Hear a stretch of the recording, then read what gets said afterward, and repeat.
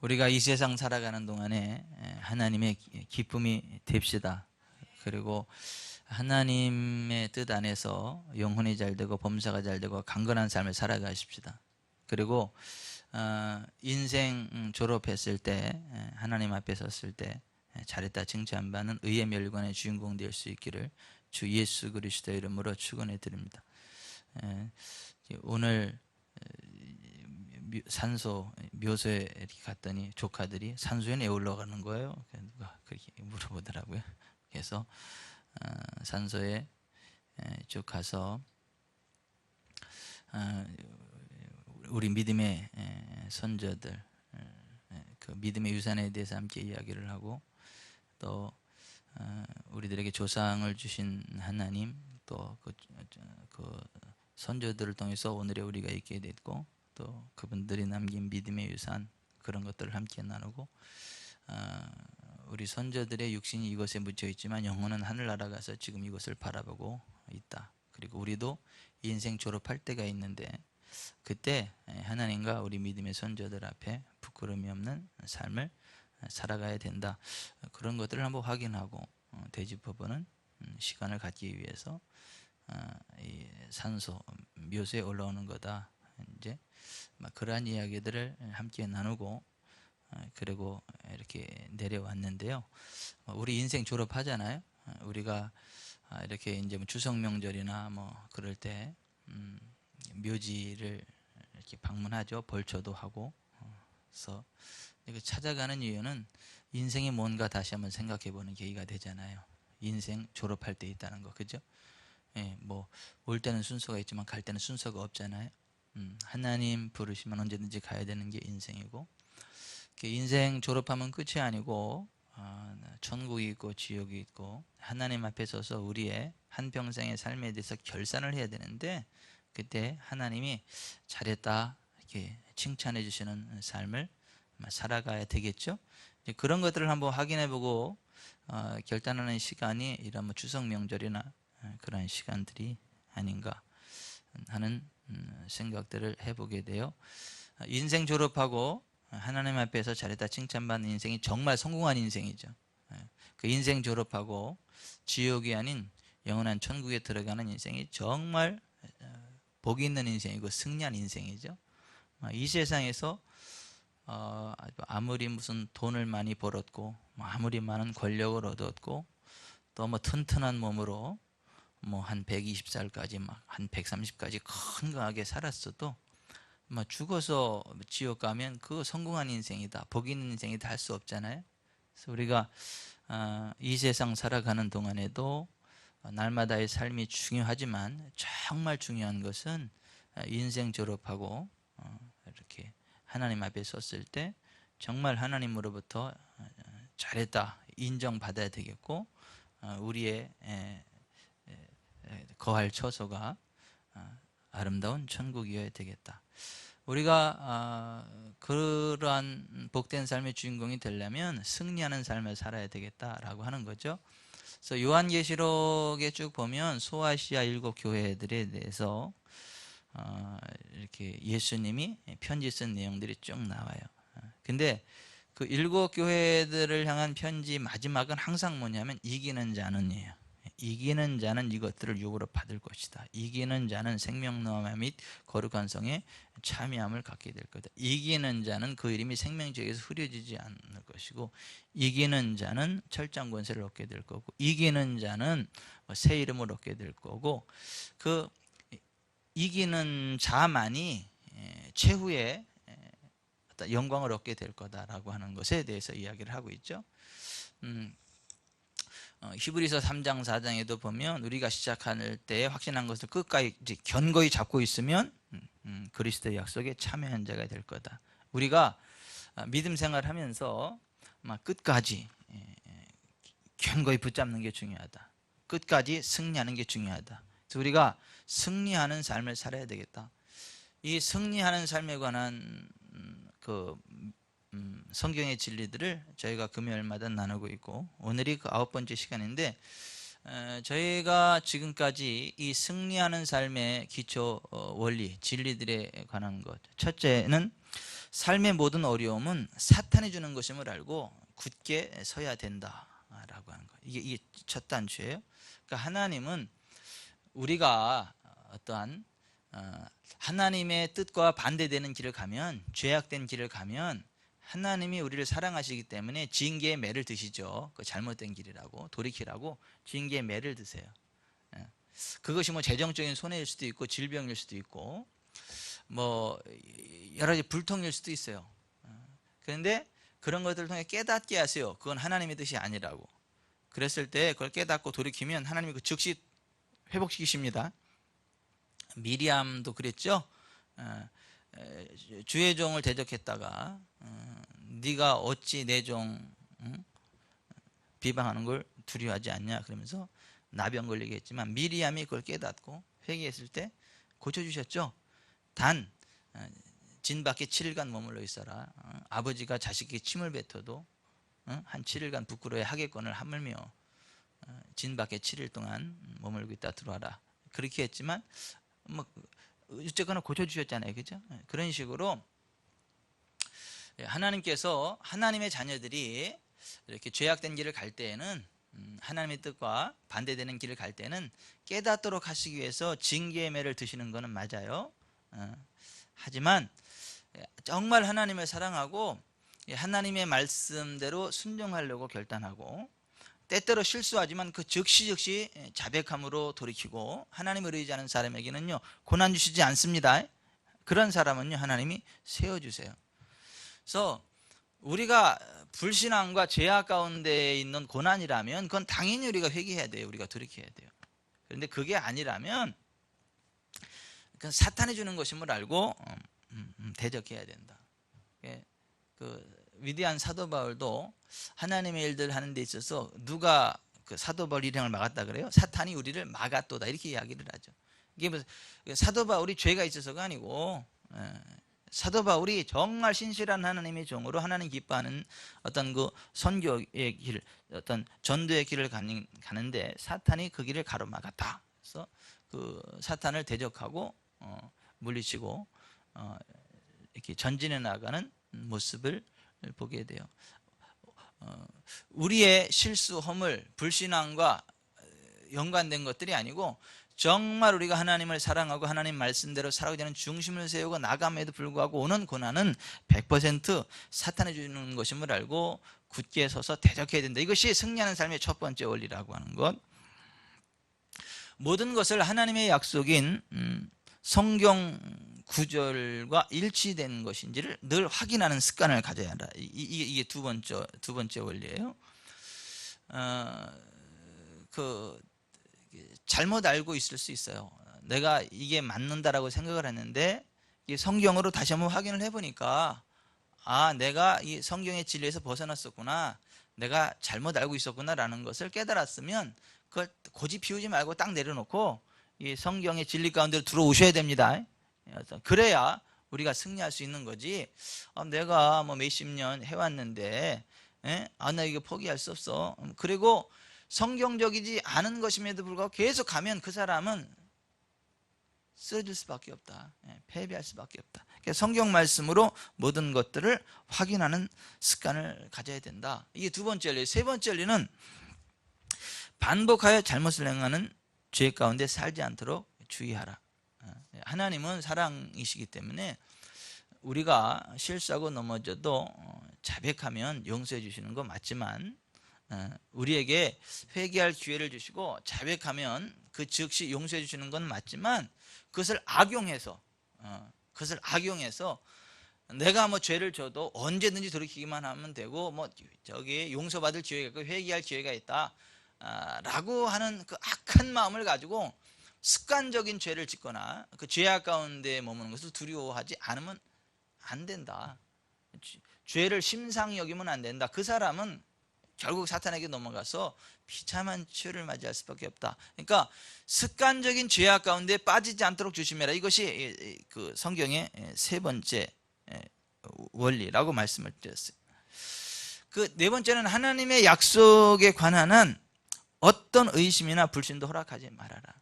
하나님의 말씀에 그렇게 되어 있다면 그냥 그걸 확실히 믿어버려라. 요만큼의 불신이나 의심도 허용하지 말아라. 허용하지 말아라. 요만큼의 불신이나 의심이라도 허용하면 그 틈으로 사탄이 공격해 들어올 수 있다라고 하는 것. 다섯 번째, 내가 하나님 앞에 구하는 것과 내가 얻기를 원하는 것을 일치되도록 해라. 막 기도는 열심히 하는데 내가 진짜 원하는 건 따로 있고 그러면 안 된다. 내가 정말 원하는 것을 기도해야 되고 내가 기도한 것을 원해야지 기도 따로 마음의 소원 따로 그러면 그거는 안 된다. 기도하는 것을 정말 원해라. 이것이 다섯 번째 원리였고, 여섯 번째로는 믿음으로 구하고 절대 흔들리지 말고 구한 것은 그냥 내 것이라고 믿어라. 구했으면 내 것이라고 믿어라. 그냥 안심해라. 확신해라. 이것이 여섯 번째. 일곱 번째는 그 구한 것이 이미 내 것이 되었다라는 생각과 반대되는 것은 조금 더 허용하지 말아라.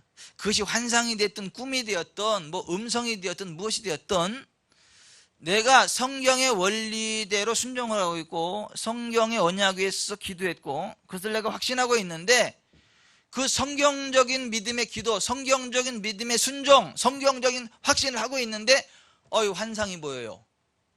그게 아니다라고 하는 환상이 보여. 그것과 반대되는 꿈을 꾸게 돼. 그것과 반대되는 어떤 그 초자연적인 영적인 무엇들이 강력하게 막 이렇게 와요. 그러면 이 헷갈리지 말. 이게 뭐야? 안 된다는 얘기야? 이거 너무 강력한 환상인데 이게 하나님이 아니라 그러시나? 이런 식으로 헷갈리지 말아라. 하나님은 이 하나님의 말씀, 성경의 진리와 반대되는 거 절대 하지 않는다. 하나님은 말씀과 하나 일치되는 분이시지 말씀과 동떨어지게 역사하시는 분은 아니다라는 걸 꼭 기억하시고, 정말 하나님의 말씀 위에 서서 믿었고 순종하고 있고 선포하고 확신하고 있었다면 그것과 반대되는 것은 환상이 됐든 꿈이 됐든 어떠한 영적인 뭐가 됐든 허용하지 말아라. 그냥 하나님의 진리만 믿고 전진하라. 아멘. 이거 굉장히 중요한 원리예요. 이게 굉장히 많은 경우에 이 일곱 번째에서 넘어지는 분들이 굉장히 많아요. 내 기도에도 환상을 봤었는데 귀신이 보여준 거거든 그거. 근데 그게 하나님이 보여주신 환상이라고 확신하고 어떤 성경의 길을 벗어나는 막 그러한 예들이 굉장히 많아요. 그러니까 절대 그러한 것을 허용하지 말아라 라고 하는 것. 그러니까 여덟 번째는 구한 것은 이미 되어진 것으로 여겨라. 이미 되어진 것으로 여겨라는 거예요. 성경이 그것을 말하고 있고 내가 순종하고 있고 내가 그것을 기도했다면 그냥 이미 되어진 것으로 여겨라. 아멘. 그 되어진 것으로 여기라. 그래야 우리가 승리할 수 있다는 거예요. 이제 아홉 번째는 뭐냐면 따라서 합시다. 하나님께 영광을 돌리십시오. 하나님께 영광을 돌리십시오. 자, 여러분, 성경 말씀대로 믿었어요. 기도했어요. 순종했어요. 확신했어요. 근데 지금 현재는 아니잖아. 아니, 아브라함이 내가 너를 통해서 하늘의 별과 같고 바다의 물가의 모래와 같은 많은 자손을 얻게 할 거고 너를 열국의 아비가 되게 할 거다 그랬잖아요. 그죠? 그리고 이름도 바꿔주셨잖아요. 너는 존귀한 아버지 정도가 아니라 많은 민족의 아버지, 너는 아브라함이 아니라 아브라함이다. 이제부터는 내 이름을 아브라함이라 해라. 이렇게 말했잖아요. 그죠? 근데 현실은 지금 없잖아요. 자식이 하나도. 그리고 지금 현재 자기 몸 상태가 어떤 거예요? 아기 낳을 수 있는 몸이에요? 낳을 수 없는 몸이에요? 낳을 수 없는 몸이. 오늘 보세요. 이제 19절 보세요. 19절. 자, 19절 같이 읽어보겠습니다. 시작. 그가 백세나 되어 자기 몸이 죽은 것 같고 사라의 태가 죽은 것 같음을 알고도 믿음이 약해지지 않아요. 자, 보세요. 하나님의 약속은 하늘의 별과 같은 많은 자손이에요. 바닷가의 모래와 같은 무수한 자손이에요. 그리고 하나님이 또 이름도 바꿔주셨어. 아브라함이라고, 많은 민족의 아버지라고. 그렇게 자기를 또 소개하래, 사람들 앞에. 그 현실은 아니잖아요. 보니까 자기가 지금 애 낳을 수 있는 몸이 아니잖아요. 자기만 그런 게 아니라 자기 아내 사례도 역시 마찬가지잖아요. 애 낳을 수 있는 몸이 아니잖아요 지금.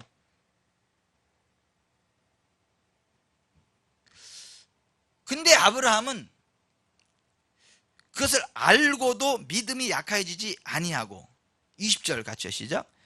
믿음이 없어 하나님의 약속을 의심하지 않고 믿음으로 견고해져서 하나님께 영광을 돌리며, 믿음에 견고해져서 하나님께 영광을 돌렸다는 거야. 견고한 믿음인 거죠. 여러분 이게요 쉽지 않습니다. 지금 이게 성경에 기록됐으니까 그렇지 쉽지 않아요. 아니 지금 내 몸이 애 낳을 수 있는 몸이 아니라니까요. 내 아내도 아니라니까요. 그런데 하나님이 하늘의 별과 같이 바닥에 모래같이 많은 자식을 주신대. 그걸요 믿는 게 쉽겠어요? 아유 어려워요. 하지만 거기서 흔들리지 않고 믿음에 견고해져서 하나님께 영광을 돌리는 믿음이 정말 아브라함이 가졌던 믿음이고, 하나님이 기뻐하시는 믿음이고, 하나님이 기대하시는 믿음이고, 역사를 일으키는 믿음이다라고 하는 거예요. 아멘. 약속하신 것을 난 능히 이루실 줄 확신했다. 아브라함이 그랬다라고 하는 거예요. 근데 아브라함이 이런 믿음을 가질 수 있던 건요 간단해요. 하나님은요 죽은 자를 살리시는 하나님으로 믿은 거예요. 하나님은요 없는 것을 있는 것으로 부르시는 하나님으로 믿은 거예요. 그걸 믿는다면요 또 못 믿을 게 뭐예요? 아니 죽은 자를 살리시는 하나님이고 없는 것을 있게 하시는 하나님이 사실이라면 못 믿을 게 또 뭐가 있어요? 아니 안 될 게 뭐가 있냐고요. 아니 온 우주 만물을 창조하신 하나님, 그 하나님이 무엇을 약속하셨다면, 그게 사실이라면 또 못 믿을 게 뭐예요 또 그게. 그걸 안 믿으면 모르겠거니와 온 우주 만물을 창조하신 하나님을 안 믿으면 모르겠거니 그들 믿는 입장이라면 그 믿음 안에서 못 믿을 게 또 뭐가 있겠냐고요. 그래서 창세기 1장 1절 태초에 하나님이 천지를 창조하시니라, 이 말씀을 믿는 사람은 모든 걸 믿을 수 있다는 거예요. 근데 그 말씀을 못 믿는 사람은 다른 것도 못 믿는다는 거예요. 그래서 창세기 1장 1절에서 결정난다 그러더라고요. 그 사람의 믿음이 살아있는 믿음이 될 건지 죽어있는 믿음이 될 건지. 이 아브라함의 믿음을 견고한 믿음이라고 20절에서 그렇게 이야기해요. 자, 견고한 믿음이 뭐냐라고 했을 때 제가 여쭤볼게요. 여러분은요 하나님께서 약속하신 것을 행하실 수 있다는 것에 대한 확신이 있으신가요? 자, 하나님이 약속하신 것을 하나님은 행하실 수 있는 분이다 라고 하는 것을 믿으시냐고요. 여기에 대해서 아멘이라고 한다면 여러분은 반쪽짜리 믿음인 거예요. 반쪽짜리. 이제 반쪽은 돼. 반쪽. 50점은 돼. 100점짜리 믿음 가운데 50점은 돼요. 근데 50점은요 굉장히 많은 사람들이 받는 점수예요. 근데 100점이 돼야 돼. 100점. 근데 나머지 50점은 뭐냐 하면 하나님이 약속하신 것을 하나님께서 행하실 것에 대한 확신이 있을 뿐만 아니라 하나님이 약속하신 그 자리에 들어가서 하나님이 그걸 이미 이루셨다라고 하나님을 찬양하고 영광 돌리는 거, 그게 나머지 50점이에요. 자, 지금 현재는 안 됐지만 하나님께서 그것을 말씀하셨고, 그리고 내가 그 말씀대로 순종하고 있고 내가 그걸 기도하고 있고 원하고 있기 때문에 그는 반드시 된다. 하나님 할렐루야 받았습니다. 할렐루야. 그 하나님께 막 영광 돌리고 찬양하고 사람들한테 권사님 제가 받았어요. 하나님 주셨습니다. 막 이렇게 막 하나님을 영화롭게 할 수 있다면 그건 100점짜리입니다. 그거는 아브라함이 가졌던 견고한 믿음이에요. 자, 여러분은 그렇게 하실 수 있나요? 자, 1번에 대해서는 다들 아멘 하셨어요. 하나님이 약속하신 것을 능히 이룰 것을 확신하느냐에 대해서는 다들 뭐 가볍게 아멘 하셨어요. 그러면 두 번째, 지금 현재는 이루어진 게 아닌데, 지금 현실은 아닌데 하나님이 약속하셨기 때문에 그걸 이룰 수 있는 분이기 때문에 내 그 말씀 위에 섰고, 이제는 그걸 내가 원하고 기도하고 선포했으면 이제는 받은 줄로 믿고 하나님께 영광을 돌리며 나아갈 수 있냐고요.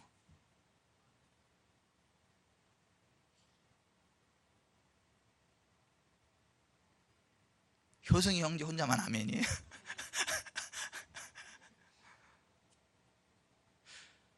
자, 그 단계까지 나아가야 그게 정말 견고한 믿음이라는 거죠. 사람들이 믿는다 그래요. 믿기는 믿는데 기다려 봐야지.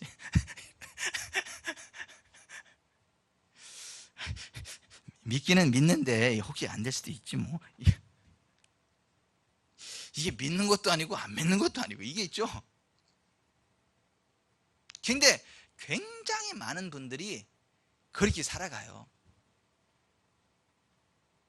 근데 그거는 견고한 믿음이 아니에요.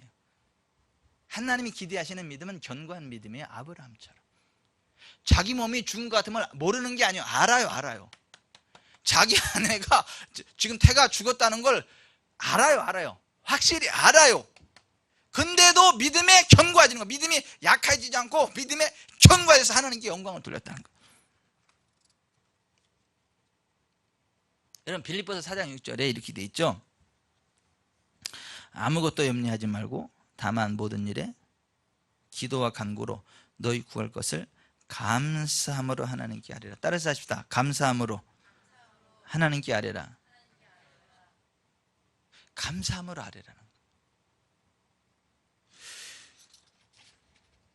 아무것도 염려하지 말고 막 안달부달 막 조바심 내지 말고 염려하지 말고 감사함으로 기도하라는 거예요. 어떤 분은요 막 금식을 막 40일 금식 기도를 하는데 근심을 함께 같이 해요. 같이 아주 근심을 곱씹으면서 40일 금식 기도를 해. 그 응답이 있을까요? 없어요.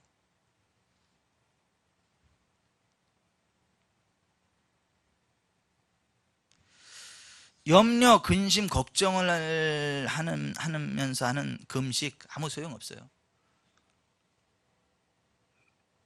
제 금식이 필요 없다 그게 아니고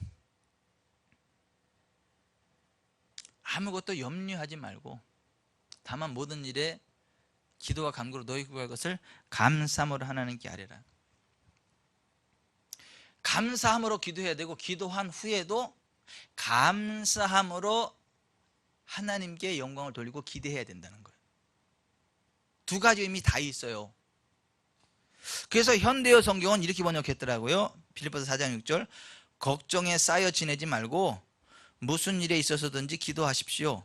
필요한 것을 하나님께 아뢰고 여러분의 기도에 응답해 주시는 하나님께 감사드리는 일을 잊지 마십시오. 여러분의 기도에 그러니까 하나님께 아뢰고 필요한 것을 하나님께 아뢰고 여러분의 기도에 응답해 주시는 하나님께 감사드리는 일을 잊지 마십시오. 그러면서 우리가 심의역 기도 끝나고 기도 응답 받는 거 축하드립니다. 이건 뻥이 아니고 성경적인 거야. 이건 믿음의 고백이고 선언이고요. 진심으로 축하해 줘야 되고요. 그 받는 사람도요 진심으로 할렐루야 이렇게 돼야 되는 거예요. 그냥 목사가 해라니까 축하받았습니다. 축하합니다. 이렇게 했는데 그냥 그래 놓고 나서 그랬으면 얼마나 좋겠어. 뭐 해라니까 하긴 한데 이러면 안 된다는 거. 정말 믿음으로 기도했으면 그걸 기도의 응답이 하나님께 감사드리는 일을 잊지 말아라 이거. 잊지 말아라 이거.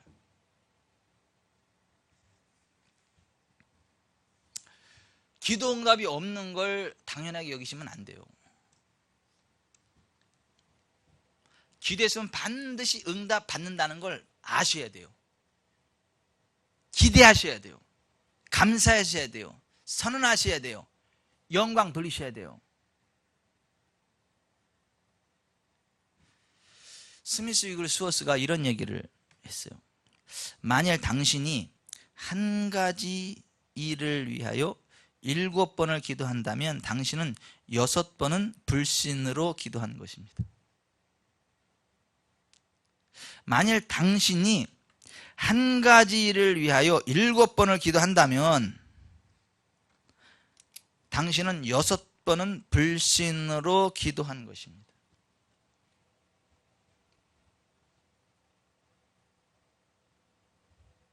그러니까 스미스 위글스워스가 너무 막 하나님 앞에 존귀하게 쓰임 받으니까 어떤 분이 궁금해가지고 도대체 저분은 하루에 기도를 얼마나 많이 해서 하나님 저렇게 귀하게 쓰시나, 하루에 6시간 한 7시간 기도를 하나 이렇게 물어봤어. 궁금해서 여쭤봤대잖아요. 스미스 위글스워스 씨, 당신은 하루에 몇 시간이나 기도하십니까? 근데 뭐라 그래요? 나는 한 가지 제목을 가지고 15분이에요 30분이에요 30분이에요? 나도 헷갈리네. 30분 이상 한 가지 기도 제목을 놓고 30분 이상 기도해 본 적이 없습니다. 그러나 하나님의 말씀을 묵상하지 않고 5분이에요 15분이에요?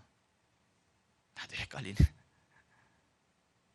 아무튼 이런, 나는 한 가지 기도 제목을 놓고 30분 이상 기도해 본 적도 없고 하나님의 말씀을 묵상하지 않고 15분 이상 가본 적도 없습니다. 그러니까 늘 뭐야, 하나님의 말씀을 묵상하면서 걷고 어떤 필요가 있으면 하나님께 간절히 기도했고 이제는 된 줄 믿고 막 달려나간다는 거예요. 그게 스미스 위글스워스의 믿음인 거예요.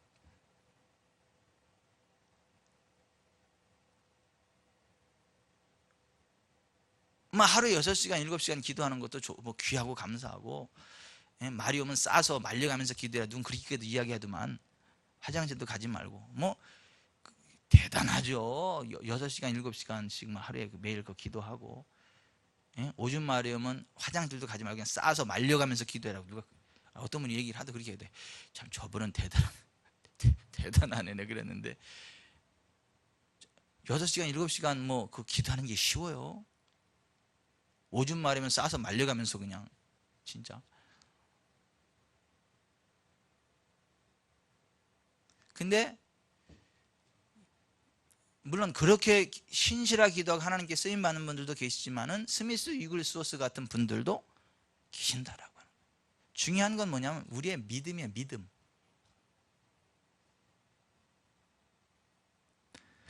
앤드류 머레이는 이렇게 말했죠. 하나님께 어떤 것을 구하고 또 구하는 것은 좋은 취미가 아닙니다. 만일 당신이 또 기도할 때 당신이 기도한 것이 나타나지 않았다면 같은 방법으로 기도하지 마십시오. 그것은 불신입니다. 하나님께 당신이 구한 것과 말씀이 말하는 것을 상기시키고 당신이 기대하고 있다고 하나님께 말씀하십시오. 그리고 하나님께 감사하십시오. 하나님, 제가 기도한 거 기억하시죠? 이렇게. 제가 기대하고 있는 거 아시죠? 이렇게 하나님 앞에 상기시키라는 거예요.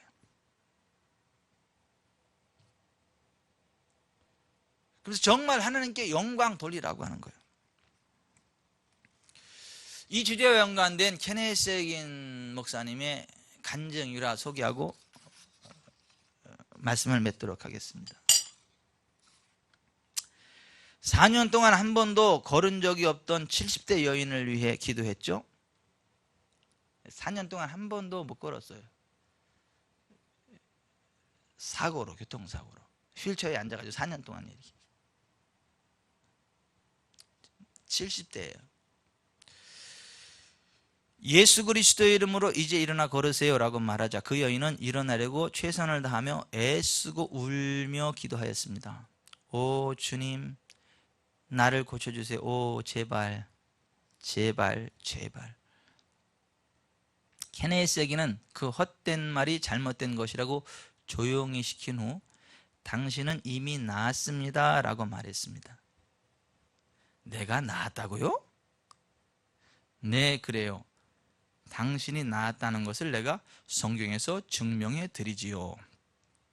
케네스 해긴은 베드로전서 2장 24절을 읽게 했습니다. 친히 나무에 달려 그 몸으로 우리 죄를 담당하셨으니 이는 우리로 죄에 대하여 죽고 의에 대하여 살게 하려 하심이라. 저가 채찍에 맞음으로 너희는 나음을 얻었나니. 그 여자에게 마지막 구절을 다시 한번 읽겠습니다. 저가 채찍에 맞음으로 너희는 나음을 얻었나니. 그리고 나서 그 여자에게 물었습니다. 나음을 입었다는 것이 과거 시제일까요? 미래 시제일까요? 아니면 현재 시제일까요? 라고 물었습니다. 과거 시제입니다. 예수께서 채찍에 맞음으로 자매님이 낫다면 당신은 지금 나은 것입니다. 그렇지 않아요?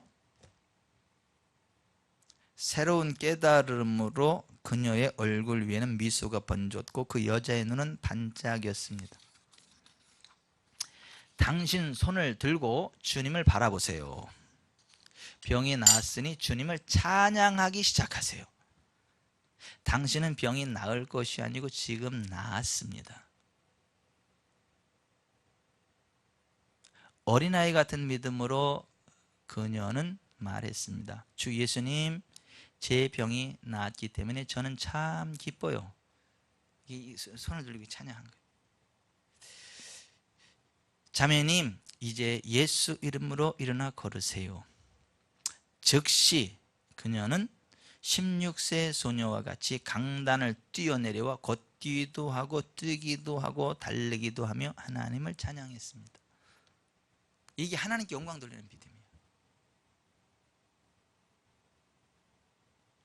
오늘 우리가 그 믿음으로 살아가야 된다는 거예요.